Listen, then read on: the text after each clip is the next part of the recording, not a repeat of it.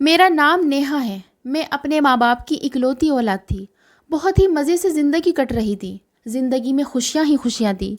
मेरे माँ बाप की मुझ में जान बसती थी। पापा एक बैंक में नौकरी करते थे और मम्मी एक स्कूल में टीचर थी। मुझे बचपन से ही पढ़ने का बहुत शौक़ था। स्कूल में भी मैं अपनी टीचर्स की सबसे फेवरेट स्टूडेंट थी।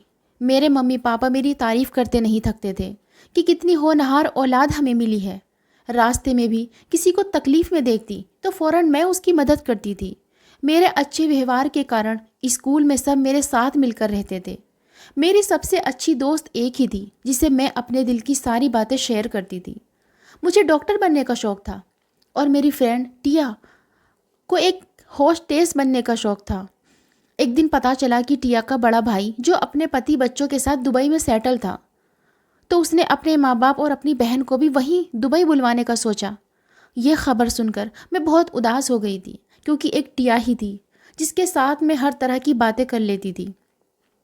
अगर वो चली जाएगी तो मैं उसके बिना कैसे रहूँगी। और फिर एक दिन टिया दुबई चली गई। ऐसा लगा जैसे मैं अकेली हो गई हूँ, बिल्कुल अकेली। लेकिन धीरे धीरे मैंने खुद को संभाला और अपनी पढ़ाई पर फोकस करने लगी। मुझे डॉक्टर बनना था, ये मेरा सपना था, मेरा जुनून था। मम्मी पापा को मेरी फिक्र रहती थी कि पढ़ाई के साथ साथ अपना भी ध्यान रखा करो। जब देखो पढ़ाई में लगी रहती हो। इधर मैं तैयार हो रही होती तो उधर मम्मी चली आती, अपने हाथों से मुझे नाश्ता कराती। कॉलेज से घर आती तो मम्मी लॉन में इधर उधर घूम कर मेरा इंतज़ार कर रही होती थी। मैं मम्मी को समझाती कि मम्मी आप टेंशन मत लिया करें, अब मैं बड़ी हो गई हूँ, खुद का ध्यान रख सकती हूँ। मम्मी मुझे डांटती और कहती, क्या ख्याल रख सकती हो, खाना तक तो टाइम से खाती नहीं हो, बीमार पड़ गई तो फिर अपने डॉक्टर बनने का सपना कैसे पूरा कर पाओगी। मैंने मम्मी के गले में प्यार से हाथ डालते हुए कहा, ठीक है मम्मी, आगे से जैसा कहोगी वैसा ही करूँगी। मेरी बात सुनकर मम्मी खुश हो गई। एक दिन पापा भी बोले, बेटा कभी हमारे पास भी बैठकर दो बातें कर लिया करो, एक तुम्हारे सिवा दूसरा है ही कौन हमारा। पापा के शब्दों में कुछ उदासी को महसूस किया था मैंने। सच ही तो है, मैं अपनी पढ़ाई में इतना डूब गई थी कि मम्मी पापा के अकेलेपन का भी ख्याल नहीं आया। मेरी आंखों में नमी उतर आई। मैंने मम्मी पापा से कहा, सॉरी मम्मी पापा, अपनी पढ़ाई में मैंने आप लोगों के बारे में कभी सोचा ही नहीं। उस रात बहुत देर तक मैं और मम्मी पापा आपस में सब बातें करते रहे। बातों में टाइम का पता ही नहीं चला। सच, अच्छा समय कितनी जल्दी निकल जाता है, पता ही नहीं चलता। अब मैं मम्मी पापा को थोड़ा टाइम देने लगी थी। मम्मी पापा भी खुश रहने लगे थे। दिन यूं ही बीत रहे थे। एक दिन मम्मी पापा को कहीं जाना था। कहने लगे, बच्चे आज तुम्हारी मम्मी को और मुझे कहीं जाना है, शाम तक आ जाएंगे, तुम परेशान मत होना, कॉलेज से आकर खाना खा लेना। मम्मी पापा मुझे छोड़कर अपने काम के लिए निकल आए थे। कॉलेज जाकर मैं पढ़ाई में लग गई। कॉलेज में सब लोग मुझे पढ़ाकू कीड़ा कहते थे। कॉलेज के बाद घर आई। मम्मी पापा अभी तक नहीं आए थे। मैंने खाना खाया और आराम करने के इरादे से लेट गई। लेटे लेटे आँख लग गई। उठी तो शाम हो चुकी थी। मम्मी पापा अभी तक नहीं आए थे। अब मुझे थोड़ी चिंता होने लगी थी। मैंने पापा को कॉल किया। पापा का फ़ोन बंद जा रहा था। फिर मम्मी को कॉल किया। मम्मी का नंबर भी बंद जा रहा था। मेरा दिल घबराने लगा। मेरे दिल की धड़कनें तेज़ हो रही थी और घबराहट बढ़ती जी जा रही थी। मम्मी पापा का कुछ पता नहीं था कि वो कहाँ हैं। काफ़ी अंधेरा हो चुका था। अपने कमरे में आकर अच्छे से दरवाज़ा बंद करके मैं लेट गई। लेकिन नींद नहीं आ रही थी। मैं सोने की कोशिश कर रही थी, लेकिन मेरी नींद जिसे आंखों से कोसों दूर थी। मन में ज़्यादा बेचैनी होने लगी तो मैं उठी और ऊपर वाले से हाथ जोड़कर अपने माँ बाप की सलामती की दुआएं मांगने लगी। आज तक कभी भी ऐसा नहीं हुआ था कि मम्मी पापा मुझे बिना बताए इतनी देर तक घर से बाहर रहे हों। मेरी आंखों से आंसू निकल रहे थे, जिन्हें मैं बार बार पूछ लेती थी। सुबह 5 बजे जाकर मेरी आंख लगी तो फ़ोन की घंटी से ही मेरी आंख खुली। हड़बड़ाकर देखा तो 10 बज रहे थे। कांपते हाथों से फ़ोन उठाया। उधर से जो कुछ कहा गया उसे सुनकर मेरी चीख निकल गई। मुझे अपने कानों पर यकीन नहीं हो रहा था। मैं बार बार चीख चीख कर कह रही थी कि आप झूठ कह रहे हैं, ऐसा नहीं हो सकता। आप लोगों को क्या मिलता है किसी के साथ इतना गंदा मजाक करके। मेरे दिल की धड़कनें बढ़ चुकी थी। आंखों से लगातार आंसू बह रहे थे। अपने दिल की धड़कन में अपने कानों तक महसूस कर रही थी। फ़ोन करने वाला इंसान कह रहा था, देखिए मैं झूठ नहीं बोल रहा, मैं अस्पताल से बोल रहा हूँ। आप यहाँ आइए और अपने रिश्तेदारों की पहचान कर लीजिए। मुझे अपने कानों पर यकीन नहीं हो रहा था। मम्मी पापा मुझे दुनिया में अकेला छोड़कर नहीं जा सकते। उन्हें तो पता है मैं उनके बिना जिंदा नहीं रह सकती। फिर भला वो मुझे यूं बेसहारा छोड़कर कैसे जा सकते हैं। फ़ोन मेरे हाथ से छूटकर गिर चुका था और मैं वहीं बेहोश होकर गिर पड़ी थी। होश आया तो मेरी पूरी दुनिया ही उजड़ चुकी थी। मम्मी पापा मुझे दुनिया में अकेला छोड़कर जा चुके थे। उन्होंने ये भी नहीं सोचा कि उनकी लाडली, उनके दिल का टुकड़ा अकेले इस दुनिया में कैसे रहेगी। मम्मी पापा की मौत की खबर सुनकर मेरे चाचा और चाची भी गांव से आ गए थे। वो मुझे समझाते, बेटा जो होना था वो हो गया, अब अपनी सोचो, अपनी फिक्र करो। अगर ऐसे गुमसुम बैठी रहोगी, कुछ खाओगी नहीं, तो तुम्हारे मम्मी पापा की आत्मा बहुत बेचैन होगी कि उन्हें बहुत दुख होगा कि उनकी लाडली भूखी है, खाना नहीं खाती, दिन रात रोती रहती है। चाचा मुझे समझाते तो मुझे और भी रोना आता। मम्मी पापा के बिना वो घर घर नहीं लगता था। धीरे धीरे करके सारे रिश्तेदार चले गए, बस चाचा चाची और उनकी बेटियां ही रह गईं। चाचा चाची को मैंने यहीं पे रोक लिया था, भला मैं अकेली कैसे रह पाती। चाचा चाची के आने से घर में कुछ रौनक हो गई थी, लेकिन मम्मी पापा की कमी को कोई पूरा नहीं कर सकता था। मैं कॉलेज जाती तो वहाँ मन नहीं लगता। बिना क्लास अटेंड किए पार्क में जाकर बैठ जाती और रोती रहती। ऐसा लगता जैसे अभी मम्मी पापा कहीं से आएंगे और कहेंगे, नेहा बच्चे ऐसे चुपचाप क्यों बैठी हो। लेकिन ऐसा कुछ नहीं होता था। बैठे बैठे शाम हो गई तो आंसू साफ करते हुए उठ खड़ी हुई और घर की तरफ चल दी। घर पर कौन है मेरा जो इंतज़ार कर रहा होगा। मम्मी पापा तो गेट खोलेंगे नहीं, ये कहते हुए कि बच्चे इतनी देर कहाँ लगा दी, हमें तुम्हारी चिंता हो रही थी। मम्मी पापा के बिना वो घर घर नहीं लगता था, लेकिन घर तो जाना ही था। मम्मी पापा के बिना ज़िंदगी बहुत मुश्किल थी, लेकिन कहते हैं कि ज़िंदगी और समय किसी के लिए नहीं रुकते। घर पहुंची तो चाचा जी बाज़ार गए हुए थे और चाची अपनी दोनों बेटियों के साथ मम्मी पापा के कमरे में सो रही थी। चाची को मम्मी पापा के कमरे में सोते देखकर मुझे गुस्सा आ गया। मैंने गुस्से से कहा, चाची हड़बड़ाकर उठी। मैंने कहा, आप मेरे कमरे में जाकर सोइए, मम्मी पापा के कमरे में मैं सोऊंगी। चाची तो चुपचाप निकल गई, लेकिन चाची की बेटियां मुझे घूरते हुए निकली। मैं परवाह न करते हुए मम्मी पापा के कमरे में आ गई और मम्मी पापा की तस्वीर को लेकर बेड पर लेट गई। बहुत देर तक उन्हें याद करती रही। फिर मैं कब सो गई मुझे पता ही नहीं चला। फिर चाचा ने ही आकर मुझे जगाया था। मैं उठी तो चाचा बोले, बच्चे इस तरह खुद को परेशान करने से क्या फ़ायदा, अपने मम्मी पापा की आत्मा को दुख मत दो। खुश रहोगी तो आपके मम्मी पापा की आत्मा भी खुश रहेगी। जब चाचा ने मुझे बच्चे कहकर बुलाया तो ऐसा लगा जैसे पापा मुझे पुकार रहे हैं। चाचा में मुझे अपने पापा नज़र आए थे। मैं एकदम चाचा के सीने से लग गई और रोने लगी थी। चाचा मुझे बहुत देर तक तसल्ली देते और समझाते रहे कि बच्चे दुनिया में जो आया है उसे जाना ही पड़ेगा। जाने वाले के पीछे अपनी ज़िंदगी बर्बाद मत करो, अपनी पढ़ाई पर ध्यान दो, अपने मम्मी पापा का सपना पूरा करो, डॉक्टर बनो। चाचा के समझाने का मेरे ऊपर बहुत असर हुआ। मुझे समझ में आया कि चाचा ठीक कहते हैं। मम्मी पापा को याद करते करते मैं राह से भटक गई थी। मम्मी पापा के सपने को ही भूल गई थी। उनका तो सपना था कि मैं डॉक्टर बनूं। अगर इस तरह मैं खुद को बर्बाद कर लूँगी तो मम्मी पापा कितना दुखी होंगे। फिर मैंने धीरे धीरे खुद को दुखों से उभारना शुरू कर दिया। मम्मी पापा की याद को दिल के किसी कोने में छुपा लिया और अपनी पढ़ाई पर फोकस करने लगी। चाचा और चाची अब मेरे साथ ही रहने लगे थे। चाचा मुझे बहुत प्यार करते थे, बिल्कुल पापा की तरह। मुझे कोई भी काम पड़ता तो मैं चाचा से ही कहती थी। उस दिन भी कॉलेज की फ़ीस भरनी थी तो मैंने चाचा से ही कहा, चाचा मुझे अपने कॉलेज की फ़ीस भरनी है, कुछ पैसों की ज़रूरत है। मेरे चाचा कुछ ज़्यादा पढ़े लिखे नहीं थे, छोटी मोटी नौकरी करते थे। मेरी बात सुनकर थोड़ी देर के लिए चुप हो गए, फिर बोले, ठीक है बेटा, मैं कुछ इंतज़ाम करता हूँ। ये कहकर चाचा काम पर चले गए। मैं कॉलेज के लिए तैयार हो रही थी जब चाची ने तेज़ आवाज़ में मेरा नाम लिया था। उन्होंने कहा, नेहा तुझे शर्म नहीं आती अपने चाचा से अपनी फ़ीस के लिए पैसे मांगते हुए। तुझे तो पता है कि तेरे चाचा एक छोटी मोटी सी नौकरी करते हैं जिससे घर का खर्चा ही मुश्किल से चलता है। तेरे कॉलेज की फ़ीस के लिए हज़ारों रुपए कहाँ से आएंगे। बस बहुत हो गई तेरी पढ़ाई लिखाई, बंद कर और कहीं नौकरी ढूंढ के नौकरी कर जिससे कि घर में चार पैसा आए। मुझे चाची की बातें सुनकर बहुत गुस्सा आया। गुस्से में बिना नाश्ता किए कॉलेज के लिए निकल गई। लेकिन जब ठंडे दिमाग से सोचा तो चाची की बातें सही लगी। चाची ठीक ही तो कह रही थी। चाचा तो खुद बेरोज़गार हैं, पढ़े लिखे नहीं हैं, इसलिए ज़्यादा काम नहीं मिलता। मुझे अपने चाचा पर तरस आ गया। मेरे चाचा जी मुझसे कितना प्यार करते थे। मेरे एक बार कहने से ही वो मेरी फ़ीस देने के लिए मान गए।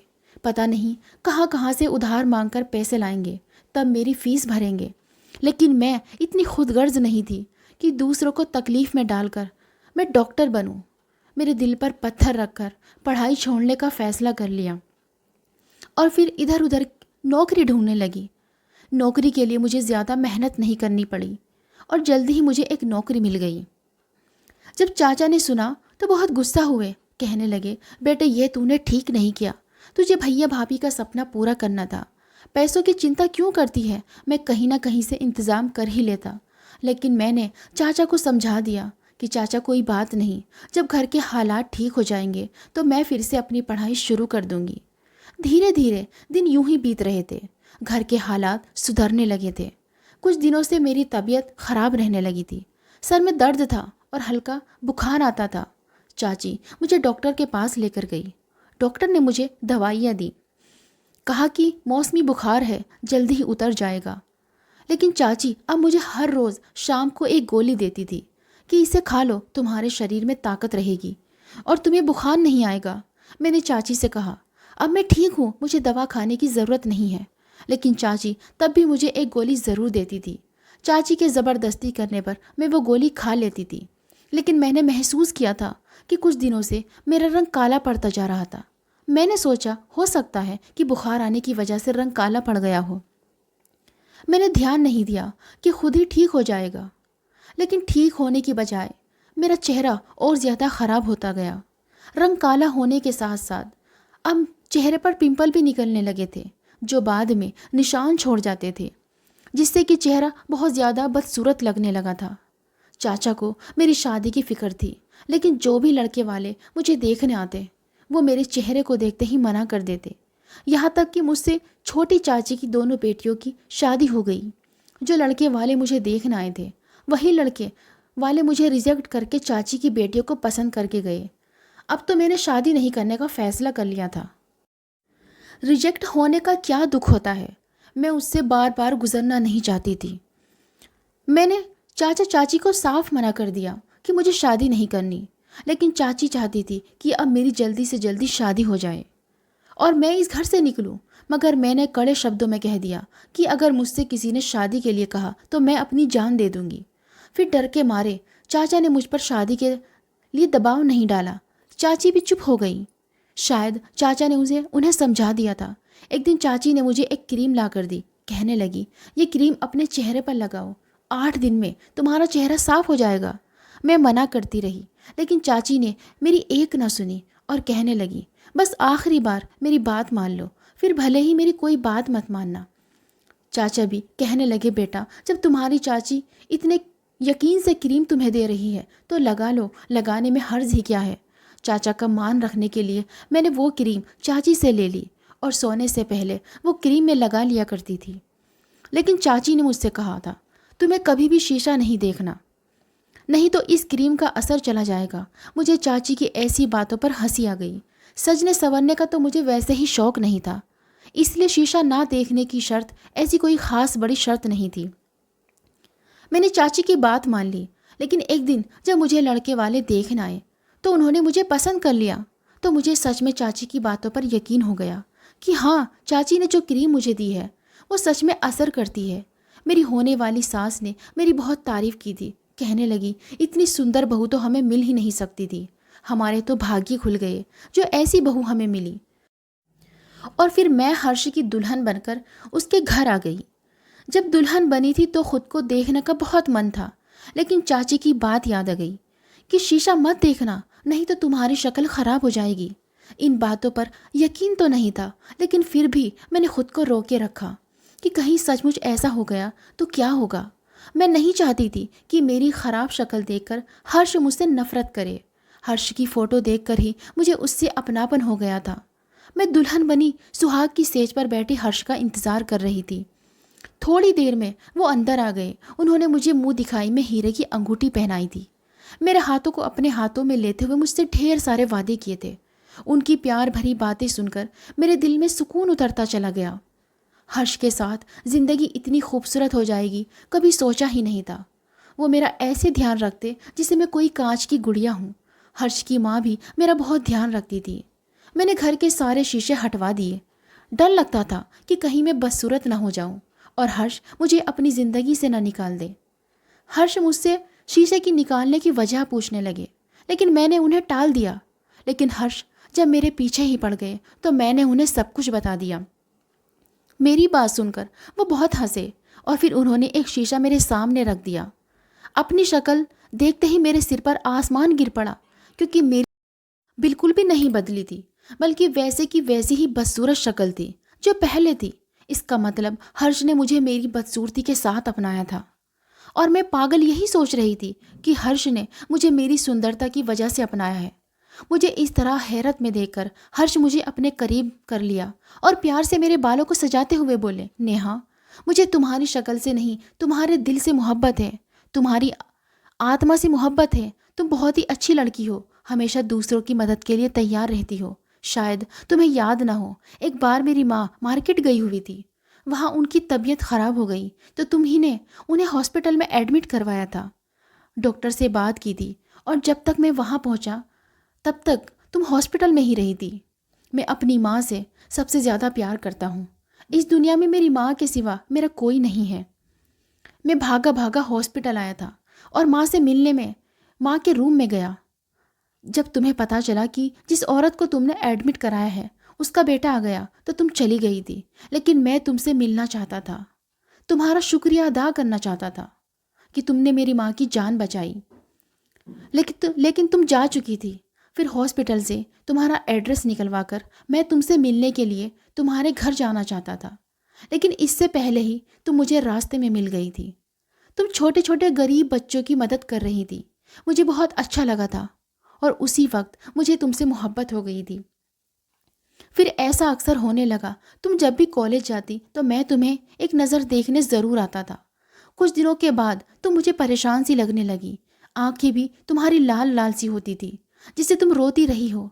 इधर उधर से पता करने पर पता चला कि तुम्हारे मम्मी पापा की मौत हो चुकी है। मुझे बहुत दुख हुआ। मैं तुम्हारे पास आना चाहता था, लेकिन मुझे पता था कि बिना जान पहचान के तुम मुझसे बात नहीं करोगी, इसलिए नहीं आया और मन मान कर रह गया। फिर पता चला कि तुमने कॉलेज जाना बंद कर दिया है। मैं भी अपने बिजनेस में थोड़ा उलझ गया था। बिजनेस नया नया स्टार्ट किया था, इसलिए उसको सेटल करने में बिजी हो गया। उसको करते करते 2 साल गुजर गए, लेकिन इन 2 सालों में मैं तुम्हें एक पल के लिए भी नहीं भूल पाया था। जब मेरी माँ ने मुझसे शादी के लिए पूछा तो बेझिझक मैंने तुम्हारा नाम ले लिया। मैंने मम्मी को बताया कि ये वही लड़की है जिसने आपको हॉस्पिटल में एडमिट करवाया था। मम्मी भी खुश हो गई, क्योंकि तुम मम्मी को भी बहुत पसंद आई। एक बार मैंने तुम्हें रास्ते में देखा था। तुम्हारी शक्ल पहले जैसी नहीं रही, लेकिन मुझे तुम्हारी शक्ल से नहीं, तुमसे मोहब्बत थी और इसलिए मैंने मम्मी को तुम्हारे घर हमारे रिश्ते के लिए भेजा। और देखो, आज तुम मेरी पत्नी बनकर मेरे पास हो। मैं हैरत से मुंह खोले हर्ष की बातें सुन रही थी। आंखों में खुशी के आंसू चमक रहे थे। किस्मत इतनी मेहरबान हो जाएगी सोचा ही नहीं था। मैं हर्ष के सीने से लग गई। जिंदगी यूं ही हंसी खुशी गुजरने लगी। तभी एक दिन चाचा जी हमारे घर आए। कहने लगे, तुम्हारी चाची की तबीयत बहुत ख़राब है, वो तुमसे मिलना चाहती है। मैं चाची के पास पहुंची तो चाची ने मुझसे हाथ जोड़कर माफ़ी मांगी और कहने लगी, नेहा, मुझे माफ़ कर दो। तुम्हारी शक्ल ख़राब करने के पीछे मेरा ही हाथ था, क्योंकि तुम तो जानती हो कि तुम्हारे चाचा के पास कोई काम नहीं था और तुम्हारी 2 तो बहनें थी जिनकी शादियां करनी थी। तुम नौकरी करती थी और अच्छे पैसे कमाती थी। अगर तुम्हारी शादी हो जाती तो फिर मेरी बेटियों का क्या होता? इसलिए मैंने सोचा कि तुम ऐसे ही घर पर बैठी रहो, पैसे कमाती रहो, ताकि मेरी बेटियों की शादी अच्छे घर में हो जाए। इसलिए मैंने तुम्हें वो गोलियां खिलाई और तुम्हारी शक्ल खराब हो गई। और फिर वही हुआ जो मैं चाहती थी। मेरी दोनों बेटियों की शादी हो गई। अब मुझे कोई टेंशन नहीं थी, इसलिए मैं चाहती थी कि अब तुम्हारी भी शादी हो जाए और फिर इसलिए मैंने तुम्हें क्रीम ला कर दी थी, जैसे कि तुम्हें लगे कि तुम खूबसूरत हो गई हो, फिर तुम शादी के लिए मान जाओ, क्योंकि तुमने शादी के लिए मना कर रखा था। वो क्रीम कोई गोरा करने की क्रीम नहीं थी, बल्कि वो तो वैसे ही मामूली सी सनस्क्रीन थी, जो एक छोटी सी डिब्बी में डालकर मैंने तुम्हें दे रखी थी। और फिर ऊपर वाले की कुछ ऐसी कृपा हुई कि हर्ष की माँ तुम्हें पसंद कर गई। लेकिन अब मेरा समय पूरा हो चुका है। ऊपर वाले के घर जाने से पहले तुम मुझे माफ़ कर दो, तो शायद ऊपर वाला भी मुझे माफ़ कर दे। मैंने तुम्हारे साथ बहुत गलत किया है। मैंने चाची को माफ़ कर दिया, क्योंकि ऊपर वाले ने मेरे साथ जो किया था मैं उससे बहुत खुश थी। ज़िंदगी में किसी चीज़ की कमी नहीं थी। हर्ष मुझे एक बहुत ही अच्छे डॉक्टर के पास लेकर गए। कुछ समय तक मेरा इलाज चला और फिर मेरा चेहरा वैसा ही हो गया जैसा था। हर्ष मुझे एक सरप्राइज़ और दिया। कहने लगे कि तुम अपनी अधूरी पढ़ाई पूरी करो और अपना और अपने मम्मी पापा का सपना पूरा करो।